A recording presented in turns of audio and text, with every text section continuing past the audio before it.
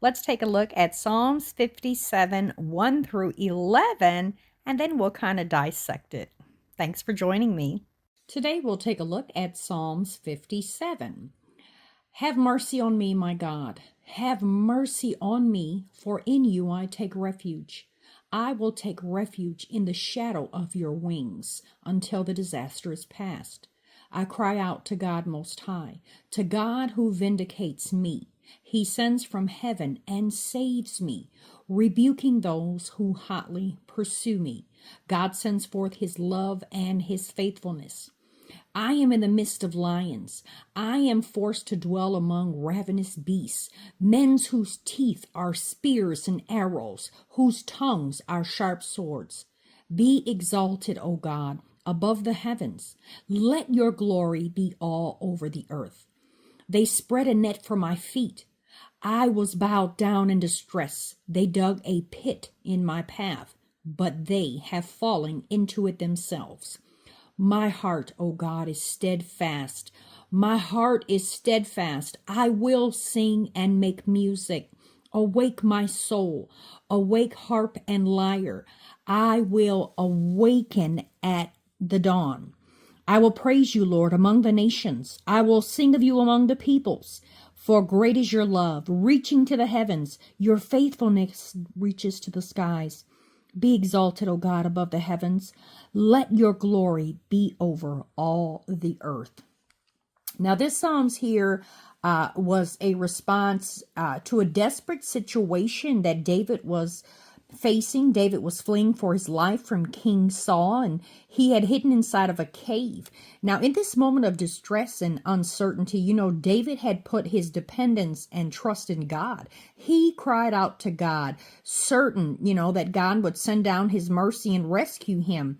He had found refuge in the shadow of God's wings, knowing that God was with him in the midst of the disaster. All the circumstances, of his life seemed to indicate that God had forgotten him. And David knew that God was still sovereign, over all. And in the midst of the men whose teeth were sharp like spears and arrows, and whose tongues were sharp swords, his primary desire was for God to be exalted over all. Now, how difficult is it in the middle of a storm, through all the deep emotions and uncertainty, to have a steadfast heart, singing and praising God? Yet this was exactly David's response. He's saying, I will praise you, Lord, among all the nations. I will sing of you among his peoples. For great is your love, reaching to the heavens, and your faithfulness reaching, to the skies. And without knowing the outcome, whatever, if he would live or die, David chose God's glory. Now, Jesus, he showed the same steadfast heart on the hardest day of his life, knowing that, he was getting ready to walk that difficult road of suffering and death, but he chose to trust God's sovereignty.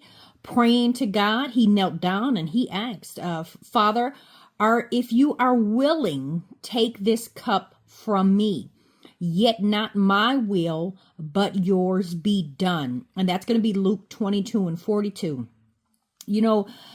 God's will required Jesus to lay down his life.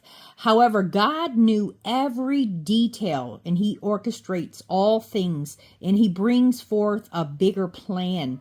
God had a plan that defeated death, not only for Jesus, but for every believer. For a time is coming, when who are all in their graves will hear his voice and come out.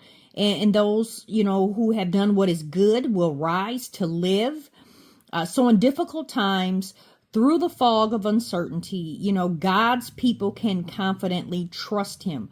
They can fix their eyes on Jesus, holding on, knowing that victory is coming. So once again, have mercy on me, my God, and have mercy on me, for in you I will take refuge. I will take refuge in the shadow of your wings until the disaster has passed. So today we just thank God for his already blessed word. I pray that you guys have a wonderful day today. Take some time today, find you some Psalms and just read them.